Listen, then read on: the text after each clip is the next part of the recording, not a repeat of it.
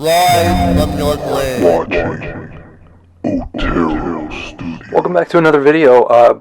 Today is more of an update.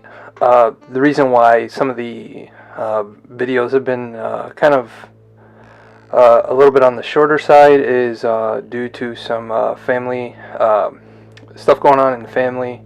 I even had to take a couple days off from work, and that's a whole separate issue. But yeah, so I've been updating here and there, putting in some videos and stuff like that, but nothing major like the stuff that I really wanted to do, because I wanted to cover some other video game artists, and this time I wasn't going to script it out. I was just going to go a little bit, just talk about the artist, and then the influences that they gave me for that. For this piece here, it started off at my parents' house, and then here, this is actually in my studio. So we had to spend a couple days at my parents' house because we only have one vehicle, so my wife has to, she had to use it to go check up on my father-in-law in the hospital. So he's still not like 100%, but it's better than it was, and so now things are, I wouldn't say back to normal, but it's getting there. But this is Juggernaut. I don't know if you could see it earlier in the video, but my brother has a huge toy collection, and so being at my parents' house, I took advantage of that, and I grabbed his Juggernaut Marvel figure and placed it at an angle where I could see his face and his facial expressions. So I wanted to give the credit to the molder of the toy. So I really don't know who the toy designer was, but the toy is, I believe, they're Hasbro. I would have to check. My brother's a collector. I have a lot of toys, but I really don't collect them. It's just gifts that I've gotten throughout the years, and I just put them on display. This was a lot of fun to do because I mostly do video game art on the channel, but I have a comic book background, so just getting to do comic book characters is always kind of fun to go back to. I also did a Magneto, which I am going to show in this video as well. But just to get started, I wanted to show this, show the Juggernaut. I speeded up by 8, so 8 times faster. So a 40-minute drawing ends up being only 4 minutes sped up. So that's why the videos are somewhat shorter. I also want to take this time to talk about a group that I joined through BJ Dell's channel. He's another artist, but he talks about being a professional artist and what you need to do that. So I thought it was really cool, and I thought I'd share the channel because the vibe there is really chill. There's all the way from beginners to professionals. So if you're really looking to expand your art style or to get some feedback on the art that you've already created, it's a great group to join. It's on Facebook. You just have to put on there how you heard about it. If you want, you can say you heard about it through Otero Studios, or you could just say BJ Dell's channel, and then they usually approve it the same day. The admins are really cool there. It's super chill, and there's even prompts. So they do prompts I think every 7 days, and then you can draw it and then show it up on the group. So I'm just gonna leave the commentary out here, and then I'll continue talking on Magneto.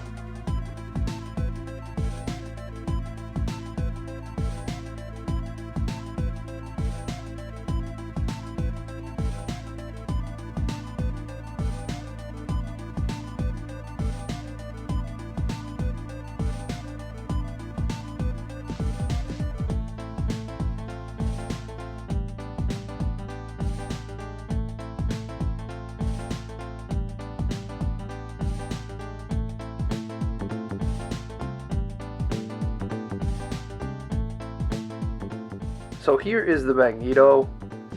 This is actually another toy. I didn't get to record this one because I had to leave quickly from my parents' house that day. But I got the sketch down.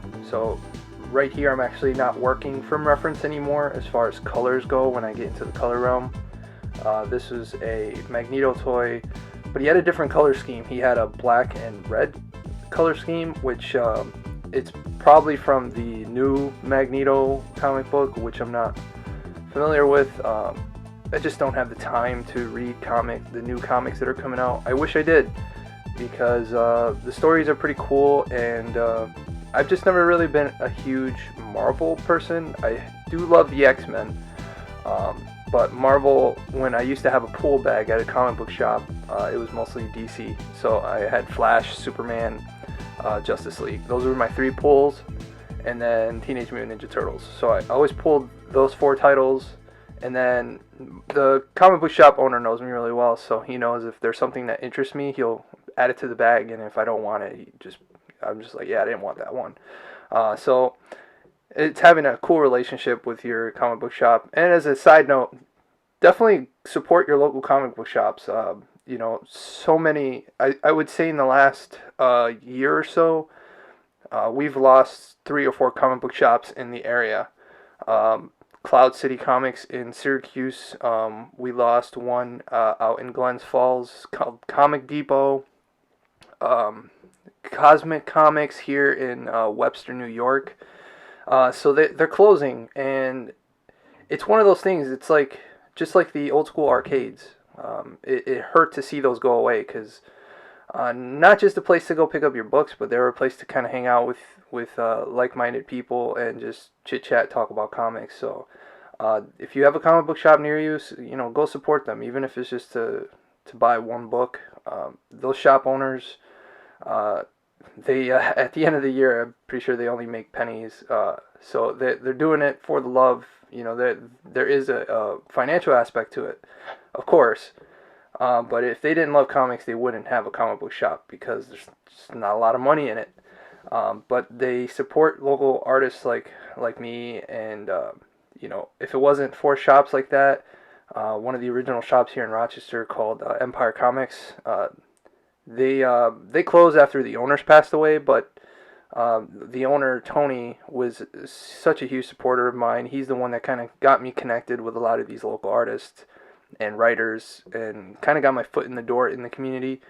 So I'm always going to be eternally grateful to comic book shop owners. First Print Comics, they're the ones that gave me my first break in the Teenage Mutant Ninja Turtles book. So I have a soft spot for comic book shops, and you know, I really hope more people supported them. So if you guys go out there, just pick up one book. It would mean the world to them. Obviously, if they're a good shop, you know, if they're not that great with their people, with their clients, then, you know, that's a shame. But yeah, I'm just finishing up here with the highlights, and then I'm gonna sign it off. So I want to thank you guys for watching, and I am sorry for the light load of videos, but I do appreciate you guys watching, and look out for more videos. As always, don't forget to keep it over 9,000. Take care, and love you guys. Bye.